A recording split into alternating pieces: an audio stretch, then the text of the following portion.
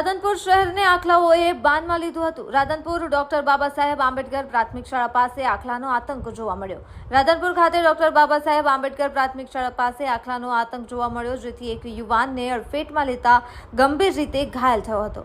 શહેરમાં આખલા આતંકને લઈને લોકોમાં ભય જોવા મળી રહ્યો છે, જ્યારે આ વિસ્તારમાં આખલા યુદ્ધ જામતા આખા વિસ્તારને બાનમાં લીધો હતો, જેને લઈને લોકોમાં દોડધામ મચી હતી। તો આખલા યુદ્ધમાં યુવાનને ગંભીર ઈજા પહોંચતા જ હોસ્પિટલ ખસેડાયો અને પગના ભાગમાં ગંભીર ઈજાઓ પહોંચી હતી।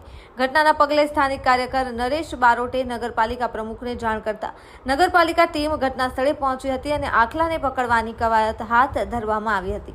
જો કે આ ઘટનામાં આખલાને નગરપાલિકાની ટીમ દ્વારા પકડી લેવામાં આવ્યા હતા અને પાલિકાના કર્મચારીને પણ ઈજા પહોંચી હતી। અત્યાર સુધી આખલાને કારણે રાધનપુર શહેરમાં 4 જેટલા વ્યક્તિઓના મરણ થયેલ છે, ત્યારે નગરપાલિકા દ્વારા ઢોર ડબ્બે કરવાની કવાયત તેજ કરે તેવી લોક માંગ પણ ઉઠવા પામી છે। અહેવાલ જયંતિભાઈ ઠક્કર, સિહોરી, કાંકરેજ।